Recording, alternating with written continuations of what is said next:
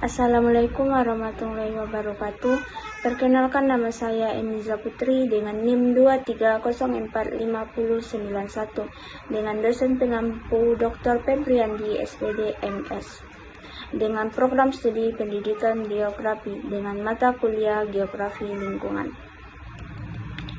Di sini saya akan mempresentasikan mengenai materi penyebab dan solusi bencana banjir di Aceh, Sumatera Utara, dan Sumatera Barat. Berikut pendahuluannya. Bencana banjir yang melanda wilayah Aceh, Sumatera Utara, dan Sumatera Barat pada akhir November hingga Desember 2025 merupakan salah satu bencana paling signifikan di wilayah tersebut. Berdasarkan data terkini di bulan Desember 2025, korban jiwa telah melampaui 1.000 orang dengan dampak kerusakan infrastruktur yang masif. Berikut penyebab banjir yang melanda Sumatera Barat, Sumatera Utara, dan Aceh. Pertama, penyebab banjir di wilayah Sumatera merupakan kombinasi antara faktor alam yang ekstrem dan kegagalan tata kelola lingkungan. Yang kedua, faktor meteorologi atau siklon tropis, yang mana BMKG mendeteksi adanya siklon tropis senyap di Selat Malaka dan bibit siklon lainnya di Samudra Hindia, yang mana fenomena ini memicu hujan ekstrem harian yang melampaui kapasitas serapan tanah. Yang ketiga, karena kerusakan hutan atau deforestasi, yang mana banyaknya kayu gelondongan yang terbawa banjir bandang menjadi bukti nyata kerusakan hutan di hulu sungai, yang mana alih fungsi lahan hutan menjadi perkebunan dan pertambangan mengurangi kemampuan tanah menahan air. Yang keempat, karena tata kelola lahan yang korupsi, merupakan adanya indikasi pemberian izin konsesi di kawasan lindung atau bantaran sungai yang tidak sesuai prosedur, atau masalah AMDAL dan UKL dan UPL.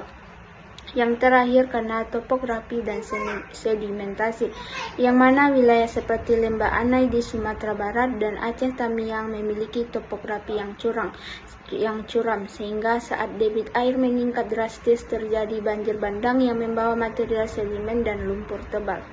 Berikutnya ada penanganan darurat. Yang pertama, pembangunan hunian. Berikutnya ada penanganan darurat, yaitu penanganan darurat jangka pendek. Yang pertama, pembangunan hunian sementara atau huntara, yang mana Presiden telah menginstruksikan pembangunan huntara seperti di Kabupaten Agam, tepatnya di Sumatera Barat, untuk memindahkan pengungsian dari tenda darurat. Yang kedua, perbaikan infrastruktur vital, yaitu percepatan perbaikan jembatan seperti jembatan Awe Geutah di Aceh dan jalan nasional di Lembah Anai, Sumatera Barat untuk memulihkan jalur logistik. Yang ketiga, audit lingkungan massal, yang mana Kementerian Lingkungan Hidup melakukan audit terhadap lebih dari 100 unit usaha di Aceh, Sumatera Utara, dan Sumatera Barat untuk mengevaluasi kepatuhan mereka terhadap aturan lingkungan. Berikutnya, banjir yang melanda Aceh. Aceh menjadi wilayah dengan cakupan bencana terluas, yaitu mencapai 4,9 juta hektar. Penyebab utamanya yaitu sebagai berikut. Pertama, karena kerusakan hutan atau deforestasi, yang mana di wilayah seperti Aceh Tamiang dan Aceh Tengah, banjir membawa material kayu gelondongan dari pegunungan, yang mana ini mengindikasikan adanya penebangan liar atau ahli fungsi lahan di kawasan hulu.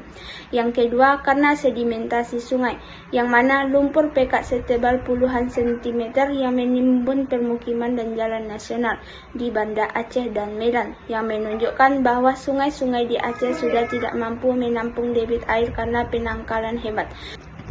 Yang ketiga, karena efek bendungan alam, yaitu yang ada di hulu sungai, yang mana sering terjadi longsor yang membendung aliran sungai secara alami. Ketika bendungan ini jebol akibat hujan lebat, terjadi banjir bandang yang menghancurkan infrastruktur listrik dan jembatan. Selanjutnya, kasus banjir di Sumatera Utara.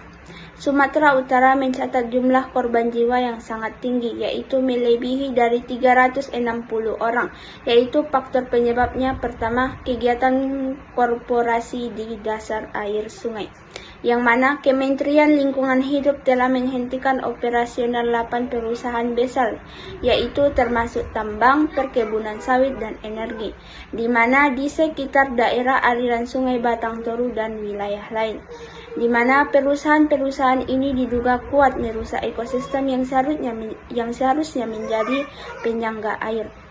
Yang kedua, karena siklon tropis dan dinamika atmosfer, yang mana adanya siklon tropis Green dan tekanan rendah di Samudra Hindia yang memicu hujan dengan intensitas yang sangat lebat di wilayah, yaitu terletak di wilayah Tapanuli dan pesisir barat yang melampaui kapasitas drainase wilayah perkotaan seperti Medan dan Deli Serdang.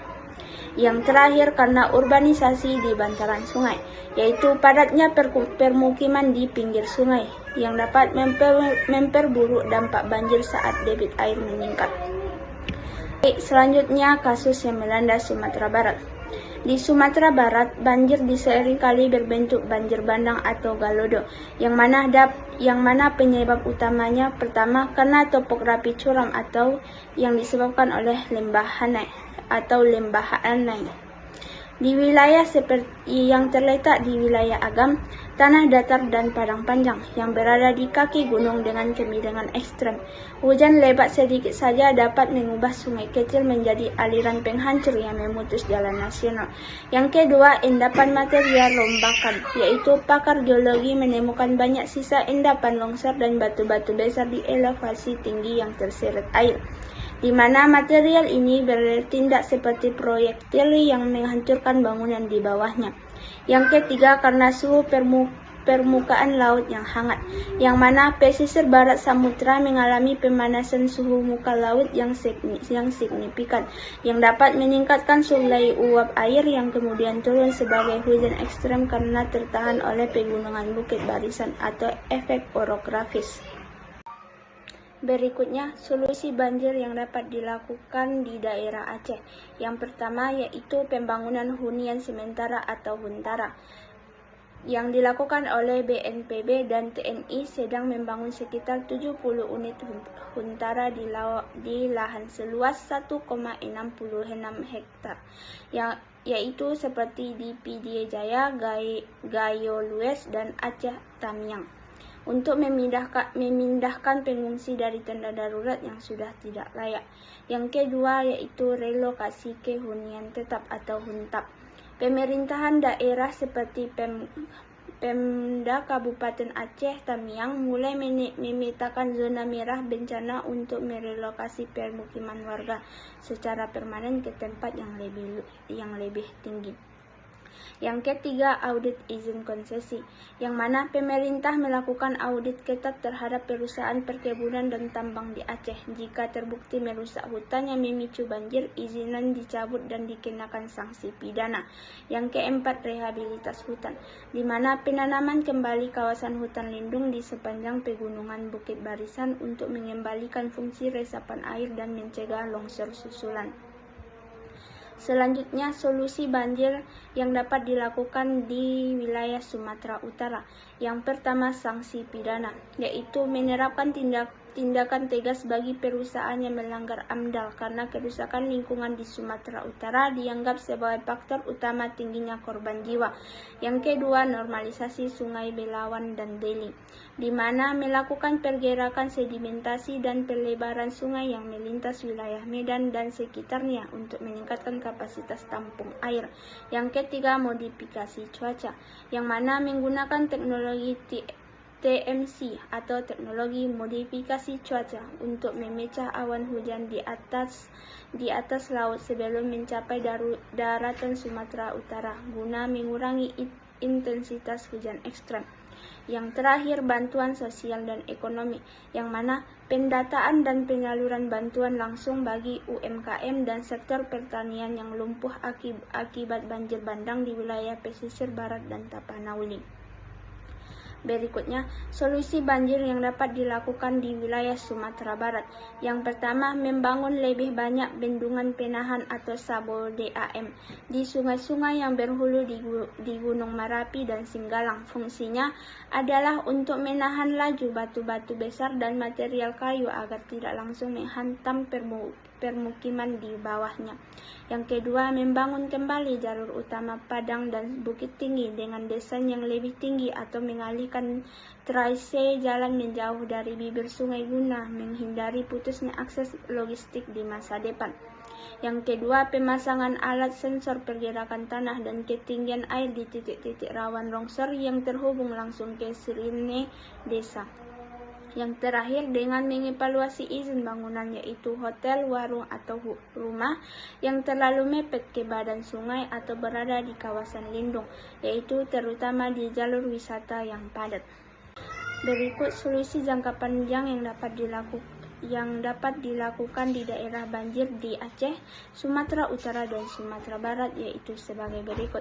1. Dengan penegakan hukum, yaitu penegakan pidana dan perdana, yang mana pemerintah membuka opsi sanksi pidana bagi perusahaan yang terbukti menyebabkan kerusakan lingkungan yang memicu banjir.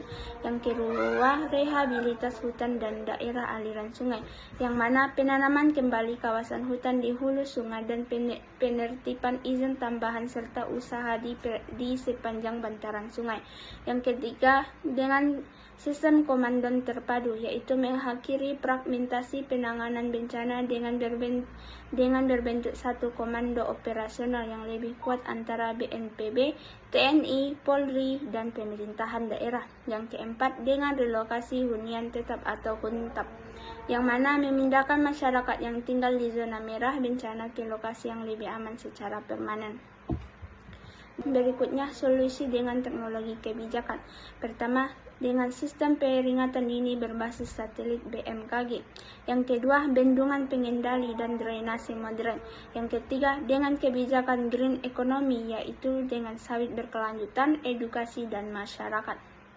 Selanjutnya, kesimpulan yang dapat disimpulkan dari materi tersebut, yaitu dengan banjir di Aceh, Sumatera Utara, dan Sumatera Barat merupakan bencana akibat perpaduan cuaca ekstrem atau siklon tropis dan kerusakan lingkungan massal, yang mana penyebab utamanya yaitu deforestasi hulu di Aceh, pelanggaran izin industri di bantaran sungai tepatnya di Sumatera Utara, serta topografi curam yang memicu banjir bandang yaitu di Sumatera Barat, yang mana dapat kita solusikan dengan mencakup penegasan hukum pidana bagi korporasi perusak lingkungan, audit lingkungan massal, serta relokasi warga ke hunian yang lebih aman untuk memutus rantai korban jiwa di masa depan.